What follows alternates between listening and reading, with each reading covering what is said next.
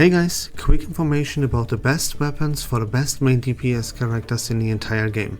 We only go over the main DPS characters because weapons for the other characters and the other roles are kind of irrelevant, but I will tell you something about them at the end of this video as well. Starting off with our first raid up character, which is Leviathan, and her best in slot weapon will of course be the raid up weapon on the weapon banner. So if you would decide to pull for Leviathan, or in fact every time you decide to pull for a main DPS character, you should also always get their signature best in slot weapon along with them. So for Leviathan, the best in slot weapon is gonna be called Forgeborn Scathe, the one that you see right here on your screen. The budget option, in case you would not get your hands onto Forgeborn Scathe, is this one right here called Fort Maker. The best weapon in the game and his signature weapon for our main character called Administrator is this one right here called Grand Vision. His budget option would be this one right here called Thundering Steel.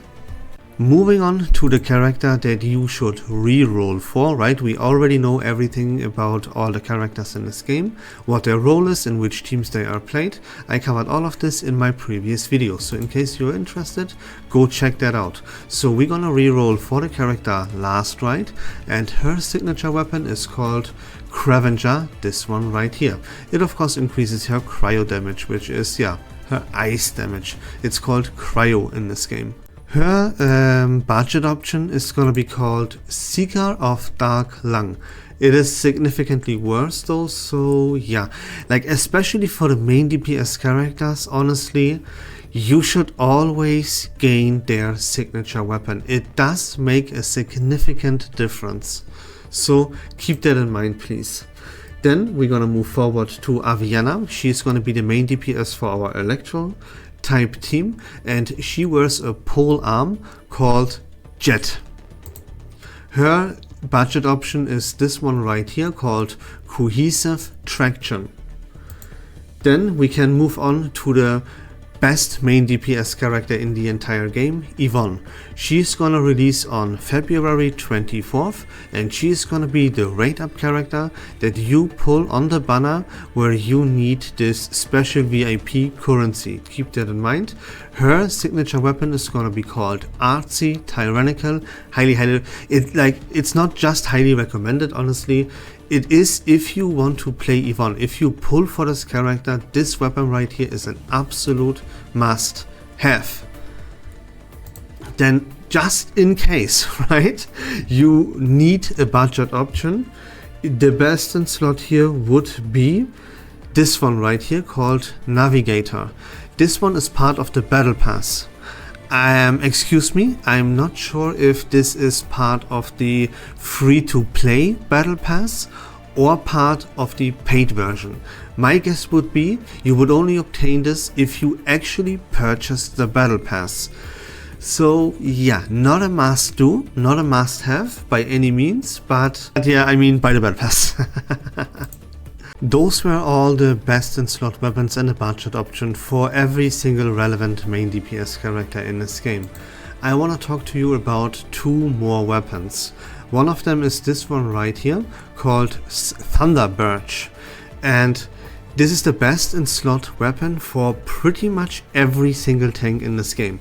If I'm not mistaken, then every single tank in the game, like Amber and Snowshine, right, they all also have a heal in their kit.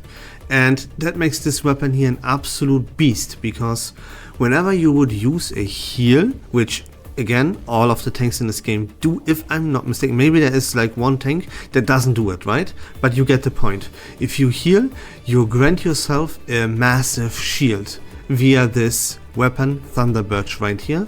So if you decide to play a tank in any of your composition, get your hands onto this weapon here called Thunderbirch. It also looks quite amazing if you ask me, but that's not the point. Then we have the other item I want to talk to you about, the other weapon. It is called Chivalric Virtues, and this is the best in slot for my favorite. It is, okay, look, it is not the true best in slot for every single healer in this game, right? But it is, for me, it is by far my favorite weapon for every single healer in this game. And the reason is that if you heal one of your allies, if you heal yourself, one of your allies, if you use a heal, right? Then you grant a very significantly huge attack boost to your entire team. That is, in my opinion, completely unmatched. So if you play a healer in one of your composition, get your hands onto this chivalric virtues. What you have to keep in mind is, of course, that you always, before you go for your skill rotations to deal like your damage, right, the standard procedure, you have to keep in mind that you have to heal with your healer first and then unleash your skill rotation, so that your entire rotation profits from this massive attack boost that chivalric virtues gives you. And that's about it, guys. That's all I wanted to talk to you about today, guys.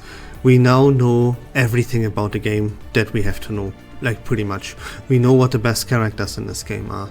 We know what the best weapons in this game are. We know how to equip our characters, how to build teams, what the best teams in the games are, what we're gonna reroll for, and so on and so forth.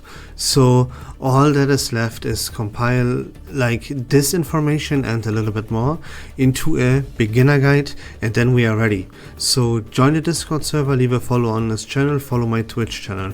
Every single link is in the description down below of this video. So go ahead, follow those channels, join the Discord server, and get ready for the release of Arknights Endfield. And that's about for me for today, guys. Take care of yourselves, have a great day, peace.